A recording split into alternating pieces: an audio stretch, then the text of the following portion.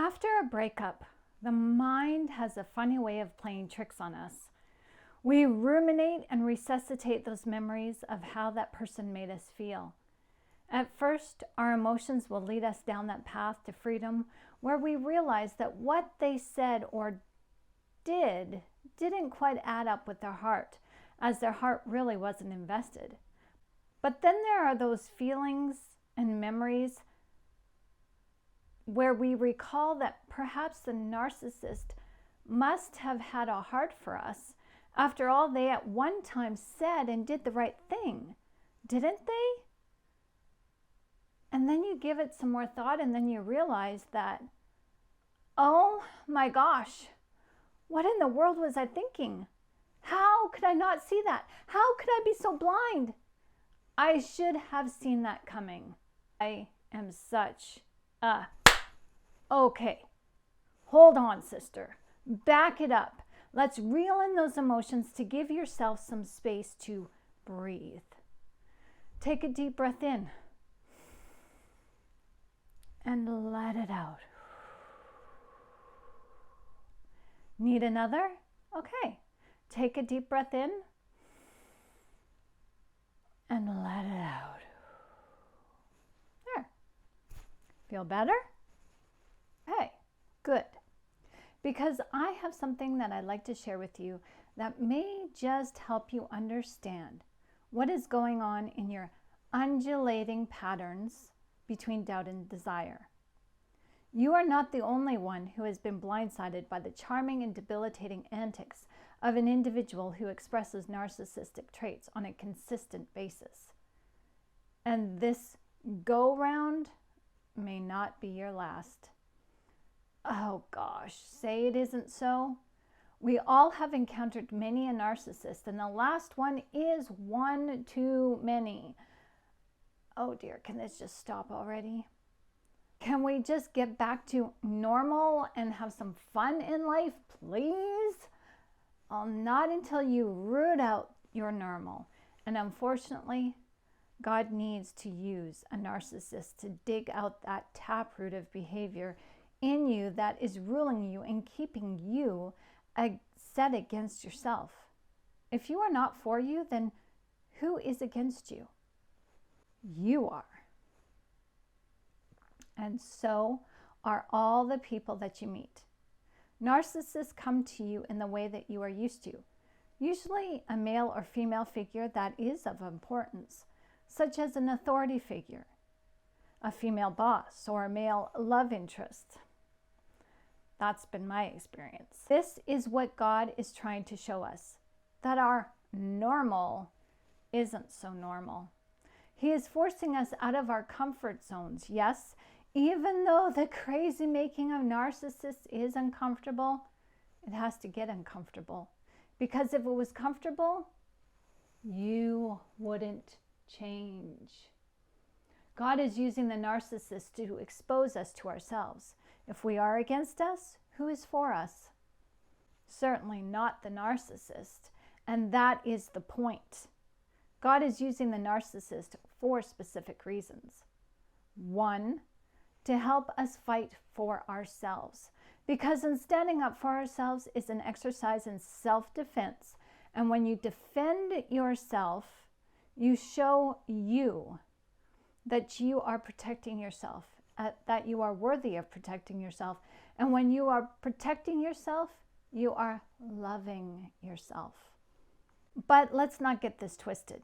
There is a healthy form of defense that has you on the offense, and there is an unhealthy form of defense which has you fighting for your life and using unhealthy forms of defense such as PTSD, infantile regression, anxiety, and rage. These are all unhealthy.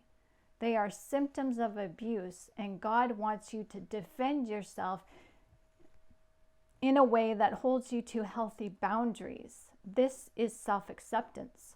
To learn to love yourself according to 1 Corinthians chapter 13, verse 4 through 8. So you can put healthy boundaries in place that says, no, you shall not cross. You don't leave your door wide open to strangers. You lock your doors at night to prevent strangers and bad people from coming into your home. This is what healthy boundaries do. They prevent strangers and unhealthy people from invading your personal space. The other reason God uses the narcissist is to expose us to our behavior that is buried deep within. This behavior is unloving, unkind, and extremely toxic, and it's rooted in self-pity, self-doubt, and self-rejection. And this needs to go.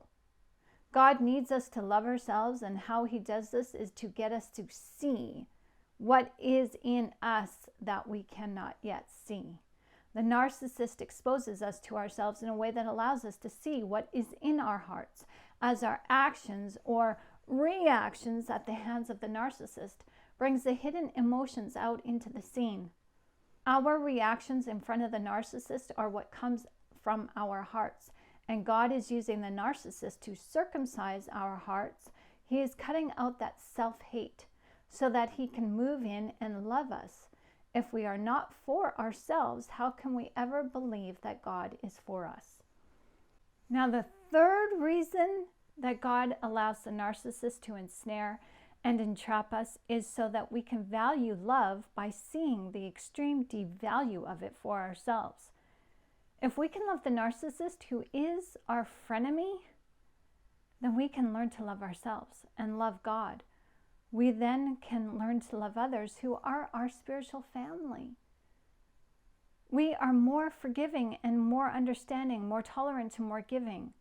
Because we suffered at the hands of the narcissist, we are also able to differentiate between mercy and grace and extend that kindness to those who are abusive to us because they are abusive towards themselves. We can learn to love ourselves after coming out of the narcissistic relationship. We can definitely learn to love those who do not yet know how to love themselves or who never will. Our mercy and grace is extended to them because we know. We have knowing through the knowledge given to us through experience. I share with you in depth this concept on an online e-course for women.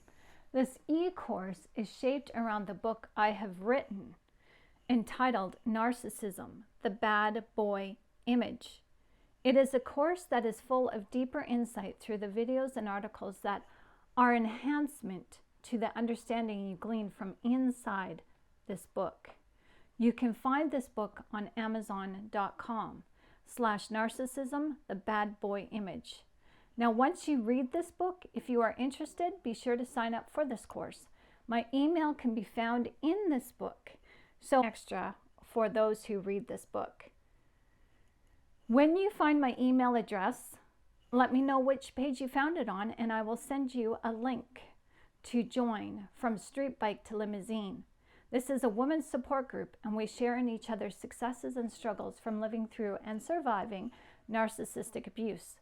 This group is private, and I want to say right now that this group empowers women to become a woman after God's heart. Narcissist hating and men bashing, gossiping and slander, it's not allowed. It is said that a student cannot learn what they do not know. We are all students in this thing we call life. And it has been my experience through living through first-hand experiences like you with many a different narcissist now. And I can say that they are everywhere. Not only that, my experiences have shown me ways that I can heal. That's how God gets us in the know. We become life students, and having challenges are life's practical applications. Having hands-on experience helps us to get in the know and change our ways. If we don't change, we keep repeating the patterns in life until we do. Now, for me, God used the various forms of narcissistic behavior from male love interests to show me a thing or two about myself that can be traced all the way back to my initial experiences with narcissism. That began early on in my childhood upbringing from both my parents. The trauma in my childhood became my normal, as it does for many of us. But today I am so happy to share with you that there is a light at the end of the tunnel. Just when you think and believe you will never fall for a narcissist again, wham! God brings one to you, and each time you go through the undulating pattern of rinse and repeat with relationship after relationship, God is trying his best to get you to open up to yourself and see the learning lessons that the current narcissist is exposing to you. God always leaves the best for last, and oh boy.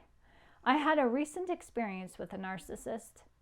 I was already detached and not so invested like I usually am in relationships.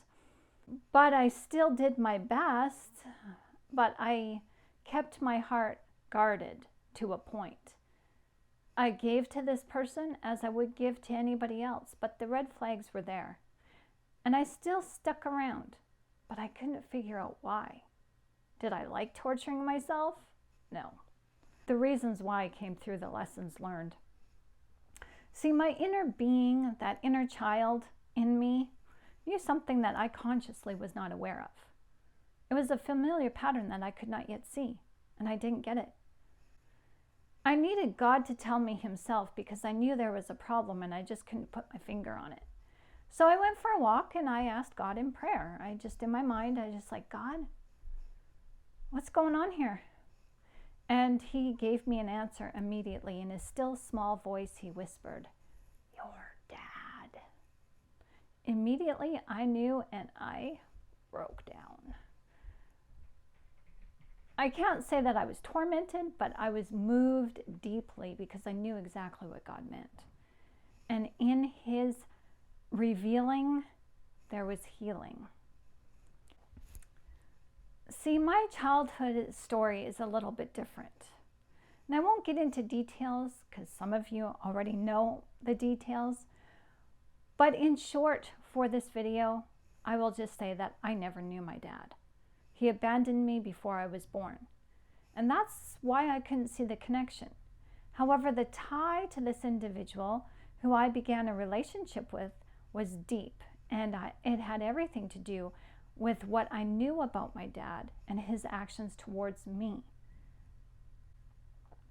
This is not to bash my dad, and this is not to bash the person that I was in a relationship with. I want to remain respectful because these people are designed by God to teach us, to help us learn and grow and learn the value of love so that when we do love God and come close to him, we will never leave him. So I want to remain in respect and love and kindness and grace and mercy and compassion to the people involved in the processes that God uses to help us. I'm sharing this with you because it is relevant to this video. Everything happens for a reason, and for me, this toxic relationship was the final straw.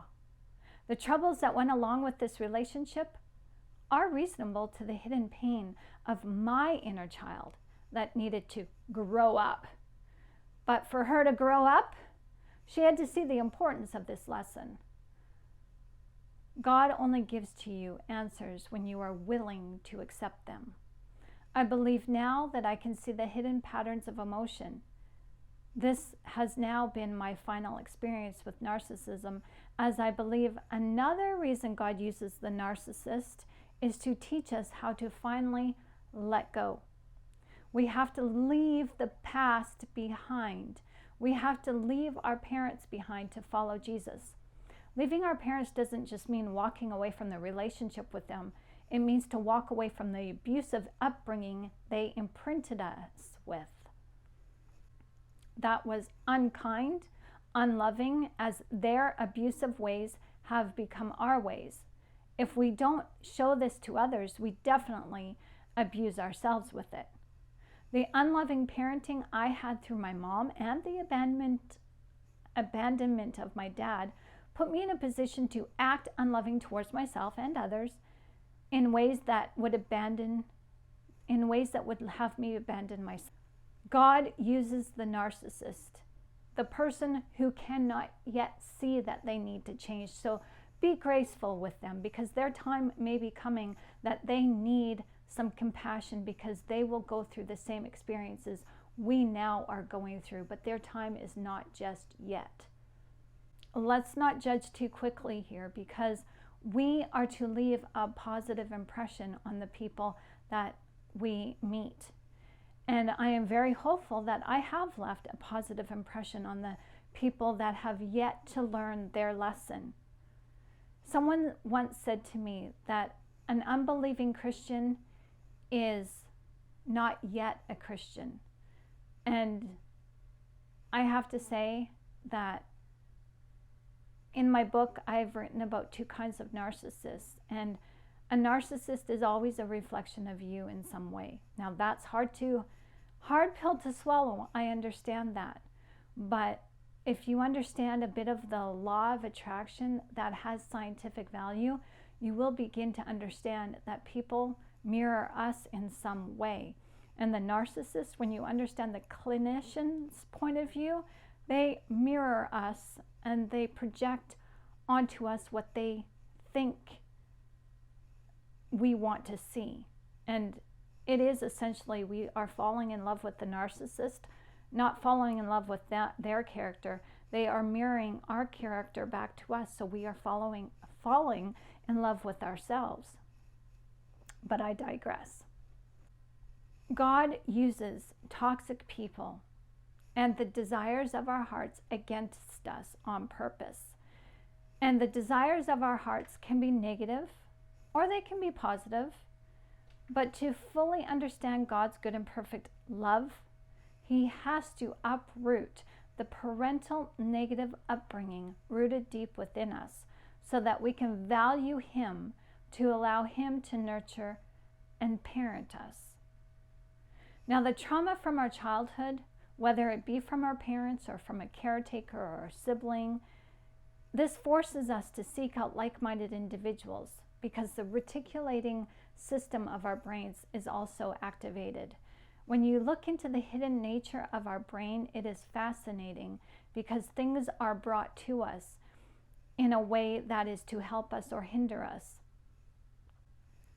And nothing happens without reason. We have the ability to right the wrongs of our childhood. We just have to start standing up and paying attention. When we are traumatized and we haven't healed from that pain, we are essentially living in the past, even though we are striving to live a better future. We unknowingly bring to us people who are reminiscent of what we have always known. Because we are now adults, we have a better understanding about life in a way that we couldn't have known as children. By trying to right the wrongs done to us in our past through present and future events, we are trying to show ourselves that we are not the mistake. We are worthy of love because we now know better. We are blame shifting, because even though we are trying to do better, the little girl inside of us is screaming out that we should have done better, we should have known. But let's face the facts. We were too young to defend ourselves. We didn't know better, and that's okay. We need to stop blaming ourselves. We need to stop blaming our parents and the people of our past for who we are, because we have the responsibility and the ability to change now. It's the little child that is allowed to blame. But we are not little children anymore. It is time to grow up. And we have to stop blaming ourselves and blaming the other people who have harmed us, because now that we understand a little bit something about trauma, we know that traumatized people traumatize people. Hurt people hurt other people. Good, kind, benevolent, God-fearing people do not cause pain and injury. So this is what God is trying to show us. In order to love God fully and completely, in order to feel His love fully and completely, in order so that He can love us fully and completely, He needs us to get responsible. When we continue to blame, we are staying rooted in the past while trying to heal our past in the here and now, and it can't work. We have to learn to let go and let God. And the only way to do that is to look at the damage of all the trauma. The understanding of how to let go and let God comes from toxic people God brings to us and we blindly accept. For me, this individual in the last relationship gave me an understanding that was, whoa, life-changing, eye-opening, liberating, as it literally felt like a stone being lifted off my chest and off my shoulders when God shared with me the insight of this recent experience just the other day.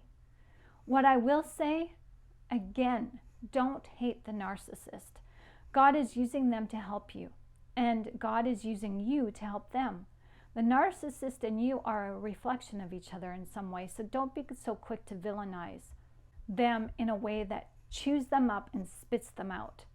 Live in appreciation and walk out your pain and love for them and for yourself and for God. You came together as friends even though you were always enemies. This means something, as it should. Cherish and respect goes a long way, as you'll always be able to pay this forward to others in ways you never thought you could. Now, the understanding goes deep, and I share this understanding with you in my book, as this understanding goes all the way back to the curse spoken to the three individuals, Adam and Eve and the serpent in the Garden of Eden. Now, what many of us do not realize is that childhood trauma sticks with us like glue. It becomes an uncontrollable, dominating force in all we do. This trauma is hidden in the background of our memory, as our spirit natures naturally compartmentalize specific information within the neural structure within our brains. I don't want to go too scientific about this. What I feel is important for you to know is that the narcissistic trauma of your childhood was because of what someone did to you. It is not your fault. Because of your brain's objective, it is to process information and compartmentalize it. Something happened while you were young that is very difficult to change within your brain structure as an adult. And I go deep into this in the book. Now, you can change your brain structure, but it takes great work to seek out healing. What some people call soul searching, others call finding inner peace. The way to find inner peace begins with understanding, and that understanding leads to small changes that built up over time, leads to monumental shifts or transitions in your life that eventually lead you away from toxic individuals and situations. Think of the narcissist as being a bad habit you can't get away from. There is a reason why they keep finding their way to you, and it has everything to do with the reticulating system deep within your brain. But to make it less scientific, let's just say that what you think about, you bring about, and that's not my saying. It is no less true. This is because life happens for you, not to you. If you want to stop this go-around of rinse and repeat pattern of systematic abuse in your heart and soul, you have to be the one to say stop. You have to be the one to be so sick and tired enough, to be sick and tired to say enough is enough. You cannot control anyone's behavior. You can only control your own. How you control your behavior is to control your mind. God does tell us that what we think about, it is as if it already happened. This is what you think about, you bring about concept, and this is shared with us through the story of adultery. We are also shown that we need to circumcise our hearts, because what comes from the heart comes out of the mouth and comes out in action. The science of today validates the Word of God, and if you are interested, I have some videos that go deeper into the scientific aspect of how we have actually been born into trauma. The minute we were born, the minute the umbilical cord was cut, we were severed from our soul tie of love. Please see my videos entitled Mommy Dearest Part 1 and Part 2, and the video series entitled Bible Mysteries Decoded. In this video, I want to share with you a two-way thinking process that impacts our lives, either negatively or positively. This can be torturous as it causes rumination. Those undulating patterns of should I, shouldn't I, did he mean this, did he really mean that? If I just say this, I can convince them that I do really love them and they'll turn to me in love and trust me. If I just do this, he'll say that, and we can fix the mounting problems between us in our relationship. It is, after all. I'm his best friend because he tells me so. I can convince him that I am really his sweetheart, his soulmate, his twin flame. He really, really likes me. I know he does. I've just got to convince him I'm a good person. Oh, but what if I say that and he does this? Hey, can we just stop? This twisted mind and heart speak has got to stop. It will, but you first have to take back control. And how you do that is by understanding the heart and the mind principle. Do you remember at the beginning of this video, I had you to take in some deep breaths with me? Try it again.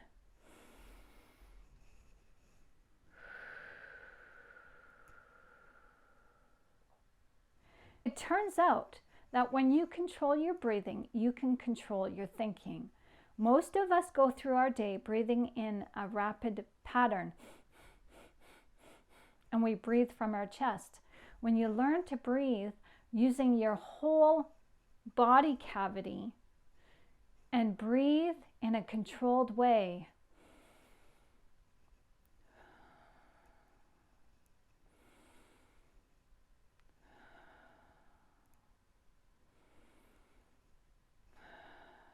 and I'm just breathing deeply for affection, but you can do this breathing quietly and just as deeply in your everyday day-to-day life. And when you learn to control your breathing, this becomes a pattern of breathing that you just begin to do unconsciously. And that helps you stay out of your emotional state of mind and live in your heart center of the here and now, and be present and think rationally and calmly and make proper decisions for you and for others. Many of us who have been traumatized by toxic people stay stuck inside our heads and give into the thoughts of worry and doubt that breeds anxiety and depression. To help you unstuck yourself from this negative thinking pattern, I'd like to share with you 2 ways of thinking that rule us. Then I'd like to share with you where these thinking patterns come from, because just through the ability to consciously control your breathing, you have the power to disengage your brain from negative thought and learn to stay present in the moment and act in accordance of being your advocate as logic and self-directed self-care take hold. Have you ever heard of the term Occam's razor?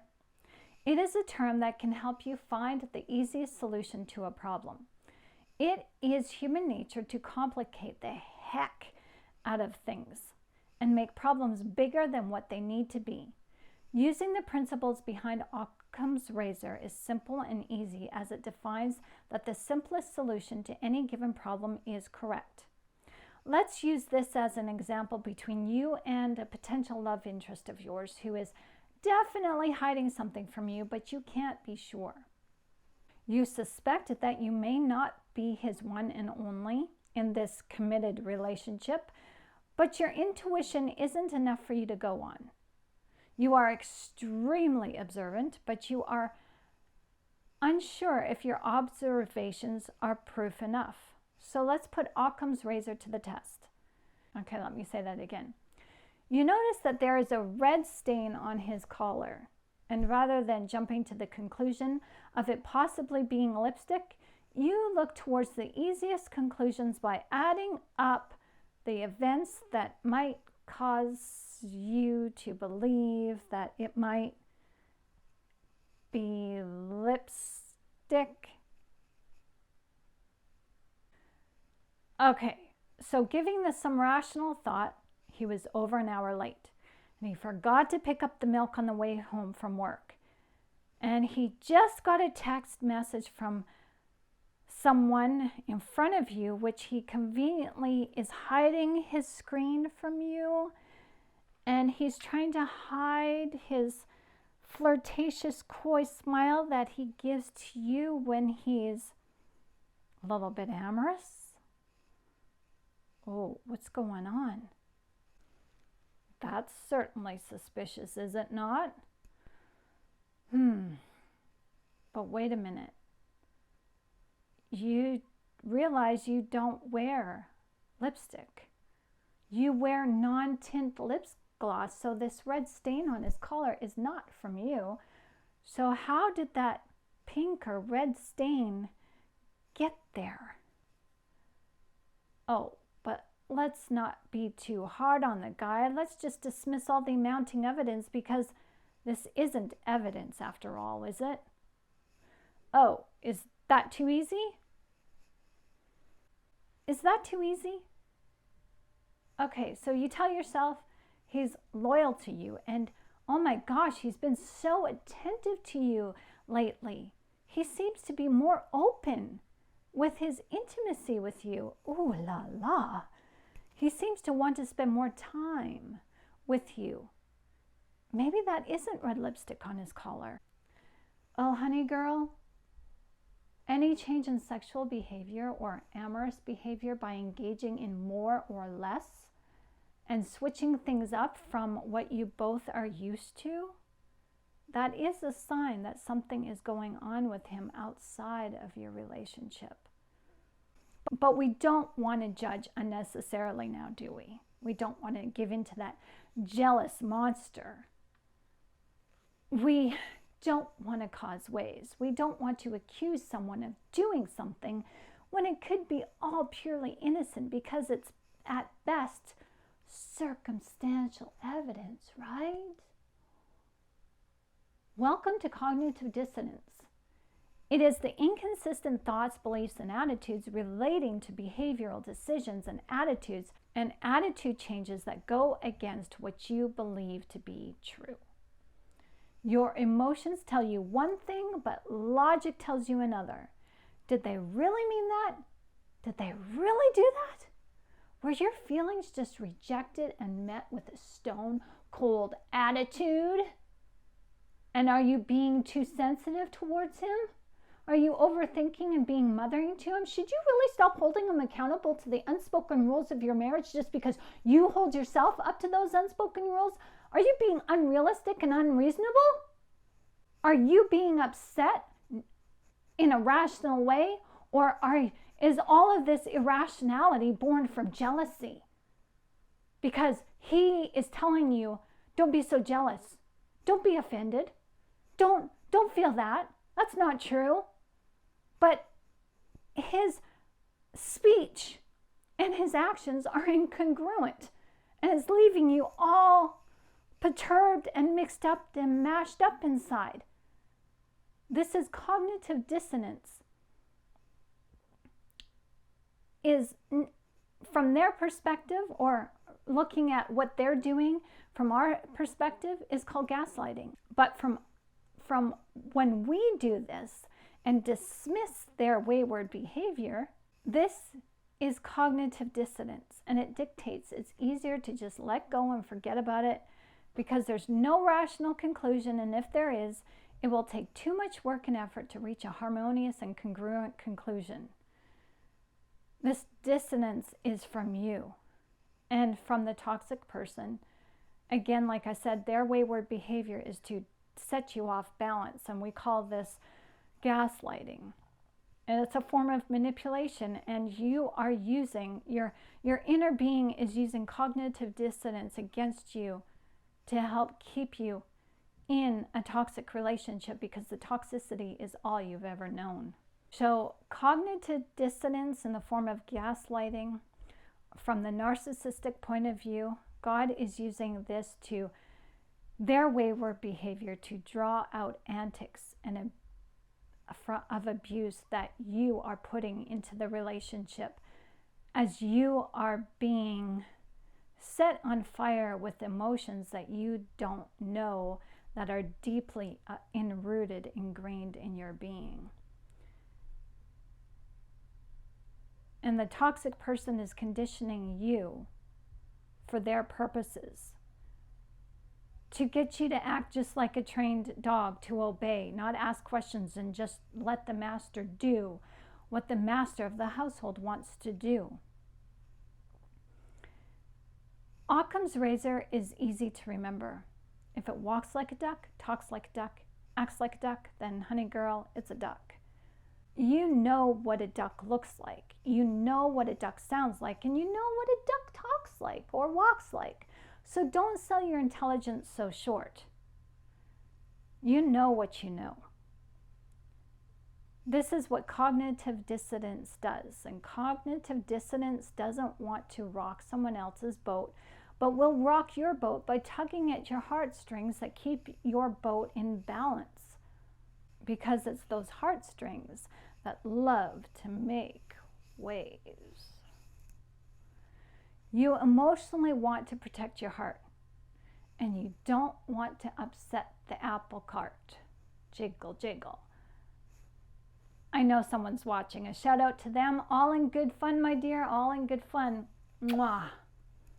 So when you don't want to upset and uproot yourself in a situation that you're insecure about, you don't pursue any line of questioning. You don't investigate, you don't follow through, but you choose to ignore, and this leads to enabling the narcissistic behavior to continue.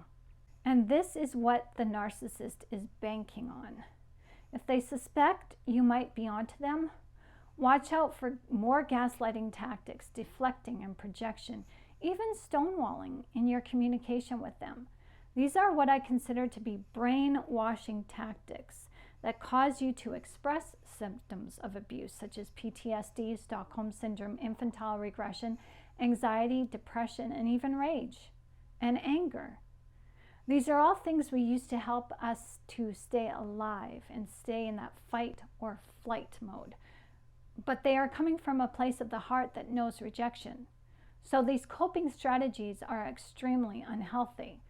You don't recognize you are doing this, of course, but it all begins with understanding that these two patterns of thinking that we use naturally, as a hurting individual, you yourself don't realize that you have been using these two thinking patterns all wrong. Occam's razor is the pattern of thinking we should adopt, but we often reject it and instead turn to cognitive dissonance. This is the toxic pattern of thinking. But instead, we embrace it and use it as our reasoning advocate. Now, I'd like to back things up a little bit because there is a sideline note about enabling that I'd like to share with you. Enabling is not a slight against you. It is a coping mechanism, and that's what cognitive dissonance does. It allows us to enable the way It allows us to enable the wayward behavior of the other person and also the behavior in ourselves. It is a coping mechanism, and we all do it. We all do. So don't judge yourself too harshly. You are doing the best that you can, and you are strong. You are capable of doing this and helping yourself just by watching this video. But what you need to know about enabling is that it is the abandonment of these two thinking patterns. God has given you an intelligent mind. He has given you strategies that you can use, that nobody can touch. See, the thing about thinking and using your mind is that somebody may try to manipulate your thinking through gaslighting and various manipulative tactics, but you can think in secret, or you can think out loud. You can keep your thoughts to yourself, or you can journal. Thinking is something no one can take away from you. You take this away from you. You toss rational thought out the window when you make the choice to enable bad behavior. When you enable bad behavior, then you reward bad behavior, and you are allowing yourself to be used. But not only that, you then become the narcissistic toy used for whatever the toxic person wants to use you for. And you enable that because it's easier. Enabling is a feeble attempt of not caring. You cannot not care for yourself. You cannot stop caring about you. Enabling tries to get you to stop caring, but you can't. Enabling is reinforcing behavior because you stop thinking for yourself. When you stop thinking for yourself, you stop caring for yourself, as you expect others to care for you instead. The kind of nurturing and care that you didn't get in your childhood, you put onto somebody else. You try to expect the narcissist to care for you, and they can't. They can't care about themselves, so how can they care about you? And I talk more deeply in the coaching e-course based on the book of Narcissism, the Bad Boy Image. This is extremely insightful information, and I just want to reiterate that God gave you tools to use because He loves you. He gave you that spark of life, that little hidden seed planted in your heart that shouts from the darkness, "Here I am, I love you. I loved you before you were born." You don't know that that spark is there because the voices of tyranny and self-defeat and rejection in our heads are louder than the voice of God who resides in our hearts. But once we circumcise our hearts and cut off that foreskin of sin, oh my goodness. Once we turn our ears to God, we will hear Him and we will know Him who calls out to us. That spark is your key homeward. That spark is life, and it cannot be put out. Life survives to live. This is why you are tormented, but not overcome. You cannot put out the Spirit's fire of love because God loves you, and He predestined you to love. He is allowing the enemy who wants to destroy the love in you. God is allowing the enemy to build you up from the ground up, but it's up to you to listen. It's up to you to start thinking for yourself and decide this day to whom you shall serve. You have to serve life. You are obligated to serve love because you are created of love, by love, for love. You are responsible to love yourself, and God is rearing you up into that responsibility so that you will never leave it. When something hurts, you stay away from it. The hate of a narcissist packaged up as love is meant to help you to stay away from it and turn to God's love and forever stay in God's love and kind and loving, compassionate care. When you let go and let God, you will never want to leave His arms. You will actually fight the enemy just to stay and remain in God's love forever. So with 12 minutes remaining, I want to share with you in this next portion of this video how you can begin to start thinking for yourself. It just begins by taking a small step. Use Occam's razor. If you are not yet ready to act on it, at least use it to build up your intellectual confidence. You know, without a shadow of a doubt. What do you have to lose? Occam's razor will let you in on repeated patterns of abuse that you fail to see or refuse to see. Once you get in the know, you can't unlearn what you know. So take a deep breath and let it out. Take in another. How do you feel so far? This video has been heavy, but remember to breathe as this helps you to disengage your mind and allow your heart to take hold captive and stay present in this moment. You can think logically and rationally. You are loved, you are safe, and you are going to get through the problems that you are facing right now. You are going to get through this, and life happens for you, not to you. Remember that God is using this challenge to use for your gain. It may not seem like it, but when you begin to look at your inner patterns, you will see how the narcissist is challenging you so that you can see what it is in you that you cannot yet see. Your negative self-expression is what the narcissist brings out. It is meant for you to recognize and take a look at, for you to say, oh, well, I guess that's problematic. I really don't like that about me. I guess I should take steps to change that. Well, God wants you healthy. And in your situation, you are living with the narcissist or toxic people who express narcissistic tendencies. You are being made whole. It may not seem like it, but take one day at a time and you will begin to see it. Because inner peace begins with gaining a peaceful state of mind. But to achieve that, we have to look at the pain. Avoidance through enabling is no longer beneficial, as it will keep you repeating the patterns of abuse until you are ready to say enough is enough.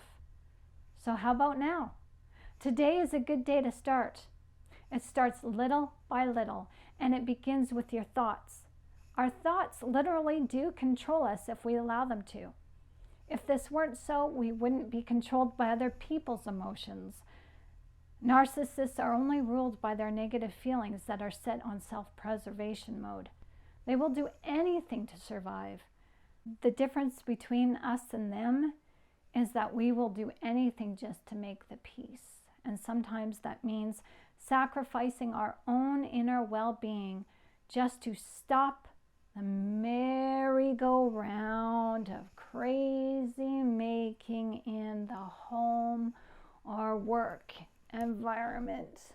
My stomach grumbled. Achieving inner peace means to take a look at the pains of the past. Imagine yourself standing on the outside of life of the past you lived and observe the trauma. Look at it, to unpack it with a rational point of view. It is important to stop identifying yourself with the emotional trauma associated to the event of the past, because those emotions are what are controlling you now as an adult. How to do this will be discussed in our support system group that I mentioned earlier. Our minds ruminate over situations of our past to find common ground of that emotional attachment, to grab hold onto the current state of feeling we are having, to reinforce the state of entropy. We can use Occam's razor to help us out of that state. Or we can use cognitive dissonance to reinforce that state, which leads us to enabling behavior, which in turn convinces us that entropy is the only way to go because we are not worthy. This is a lie, because a lie is a lie is a lie is a lie. This video, I am hoping, will help you to think differently about yourself, because thinking is believing, because thinking breeds a state of feeling.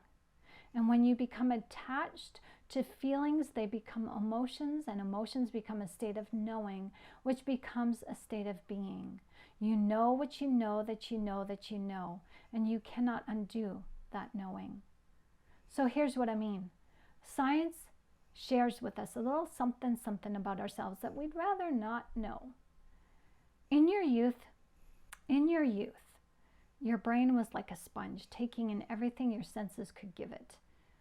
But that information that came in didn't just go into the gray matter of your brain and sit there. Oh no.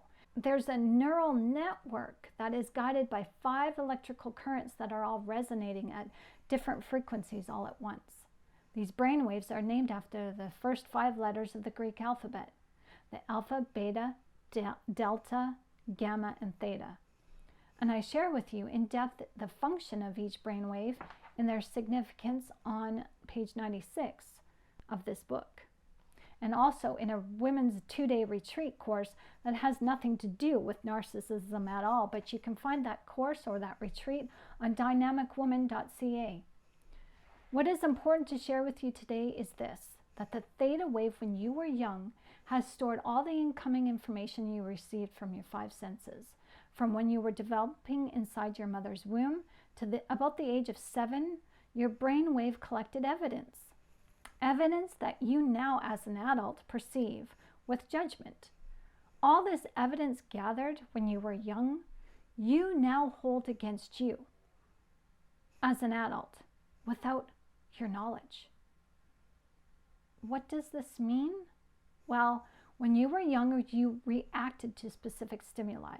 When someone made you laugh, you giggled and squealed in delight. This formed a feeling of joy and happiness. When you stubbed your toe, ooh, ouch, you cried out in pain and whimpered and fussed for a bit until someone came and comforted you. This formed a feeling of sadness, followed by the feeling of comfort. These things that you encountered on a day-to-day basis that caused a chemical reaction of various feelings were normal, and they formed the baseline of collected evidence on your theta wave. So if you had more experiences that brought about feelings of joy and happiness than you had experiences that brought about feelings of sadness followed by comfort, then your theta wave would balance those feelings you had against the least feelings you had and count your feelings of joy and happiness as possibly your normal. Understanding this helps you to understand that your theta wave regulates your emotional standpoints now. Most of us have been imprinted with negative emotions in our youth, and these emotions in our adulthoods were feelings formed from the negative challenges that we faced, and these negative challenges brought about negative feelings. And your theta wave collected these emotions, calculated the average, and this formed your baseline that formed your character, who you are now. When you reach the age of 7 years old, your brain wave activities in your brain altered just slightly. Your theta wave, although it holds dominance, it no longer holds such importance as when you were 7, it switched places with your brain wave, with your beta brain wave.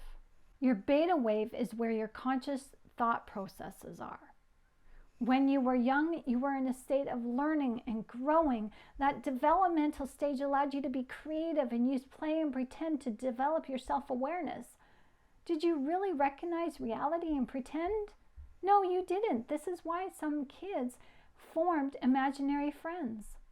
All this play and pretend and creativity helped to form your self-awareness, who you thought you were as a child. And this was filtered into your theta wave. In your youth, your theta wave acted as both a collector of consciousness and subconscious thoughts. As soon as your brain reached its neuronal peak of development, the theta wave had to give up some of its control and allow the beta brain wave to allow you to make decisions for yourself. That's called maturity. At age 7, you were able to determine right from wrong and make more decisions on your own outside of your parents' guardianship. That's kind of like how the theta wave operates now. It's acting as your guardian now, even though you are an adult, and you are able to make decisions for yourself using your conscious mind, but your theta wave doesn't know the difference between childhood and adulthood. And so, using your beta brainwave now as your conscious functioning mind, if your thoughts and feelings do not line up with the thoughts and feelings imprinted on your theta wave, your theta wave acts as a parent and steps in to make decisions for you based on the average feelings that you expressed in your youth. So your character is always being reinforced through the undulating patterns of feelings and emotions that bring about conscious thoughts or subconscious thoughts that you may not necessarily remember. Your theta brainwave does not know the difference between fantasy or reality, right or wrong, adulthood or childhood. Adulthood or childhood. As a kid, you expressed creativity and brought the unseen into the scene through pretend and playtime. This creativity and exploration was what gave rise to your feelings, your joy, your contentment, your gratitude, empathy, but also sadness, loneliness, and apathy. Your theta did not regulate for you what were good or bad feelings because it cannot tell the difference. Your beta wave cognitive functioning is where your judgment resides. You are able to tell the difference between a good feeling and a bad feeling now that you are older and have experience behind you. As an adult, your subconscious and conscious minds are always wrestling with each other because your theta wave still has dominance and leads you into decision-making processes 8 times faster than when you make a conscious decision from your beta brainwave. This is because your subconscious is led by the emotions that it has been imprinted with, and when you enter into a situation as an adult that gives you the impressionistic feeling of what is familiar within your theta wave, you will decide for or against it based on the feeling you get from that challenge or situation. Okay, so what's the difference between feelings and emotions? Feelings are what you feel currently. Emotions are feelings that have historical attachment to memories that you may or may not remember. Feelings are formed in the here and now. For example, let's say that someone today surprises you with flowers. Oh, don't we all love getting flowers? Those feelings of surprise, delight, joy, love, and happiness spring up spontaneously. When you reflect on these feelings a week from now, those feelings will have turned into strong or weaker emotions, as your memory is associated with how you felt at the time of your gift. But your theta is also using a memory of your hidden past to help give you the proper response, as you most likely were given gifts as a child. So emotions are those feelings that are stored from a distant memory that has an appropriate chemical response attached. This is how your subconscious and conscious thinking minds work. This is why it's never a good idea to make an emotional decision. It is best to be cognitively aware of why you are feeling the way that you are and trace it back to its root. Because even though you may feel something presently, you could be emotionally triggered from some negative emotion that is on your theta wave from your past. So when you hear someone say, I don't know why I'm doing that, I think I need to do it because it just feels right. Be a little cautious because the feeling can be acted upon here and now, or it could have a historical attachment and somebody may be working off of an emotion rather than a feeling. So now that I've just given you something to think about, understanding the 2 major patterns of thinking, Occam's razor and cognitive dissonance can help you find your balance when trying to understand what a toxic person is saying and what their motive may be behind their incongruence that lingers behind the things that they say and the things that they do. And these patterns of thinking can help you shift your balance from unhealthy emotions yourself to healthier feelings when you begin to allow yourself the room to grow through healing of trauma. Understanding these patterns can also help you to better understand your own thinking patterns to help you shift yourself into a healthier, practical, and rational state of mind, as this information I am hoping I shared with you today will serve to give you peace of mind. So, just to recap, in this video I shared with you 4 reasons why God uses toxic people in your life, and that is because you are somebody special.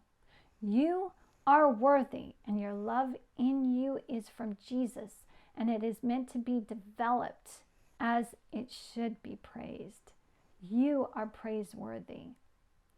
I also shared with you 2 major thinking patterns: Occam's razor, which allows you to think rationally, and cognitive dissonance, which forces you to think irrationally, that allows you to engage in enabling behavior. Enabling behavior is your weakest link, as it is a tool used to devalue you and disengage you from the love God has for you. It is self-defeating, as it tries to reinforce hidden emotions of rejection from within your heart. Taking the time to breathe is scientifically proven to help you disengage that illogical thinking mind, to help engage your heart, as your heart contains neurons just like your brain does. Allowing your heart to take control stops the ruminating patterns of self-doubt and worry and emotional and self-emotional injury. Learning to allow your heart to think for you leads you into self-awareness through self-knowing, using intuition as your guide. Loving yourself and others from your heart keeps you balanced in the here and now, walking and living in your present day. I also shared with you the difference between feelings and emotions, and how 2 of your 5 electrical brainwave patterns are used that lead you into thinking patterns that can be for you or against you. Understanding how your patterns of thought were formed from your youth helps you to understand how all this thinking works in your mind, and helps you to understand who you are now, who you once were, and who God is creating you to become. So I hope this video has helped you. It's been packed full of information that you can start using today.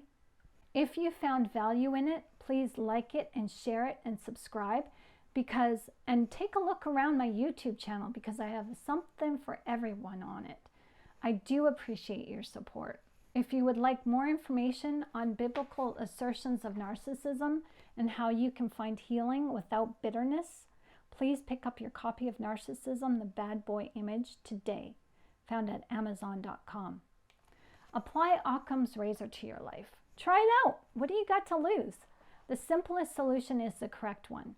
This helps you to stay on point in discussion and in rational thinking and thought. When your toxic partner tries to deflect by changing the subject, ask yourself why. Because they may be hiding something, or the topic is making them uncomfortable, or maybe they're just uninterested. Using Occam's razor can help you deduce which answer is the easiest to believe, because the answer that is most simplest is often the truthful answer or the right answer.